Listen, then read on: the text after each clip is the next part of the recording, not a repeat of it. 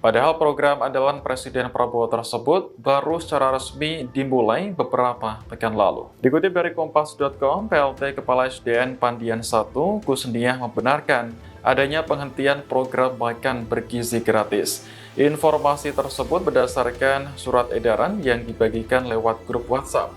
Namun dalam surat tersebut tidak dijelaskan secara rinci alasan makan bergizi gratis di Sumeneb dihentikan.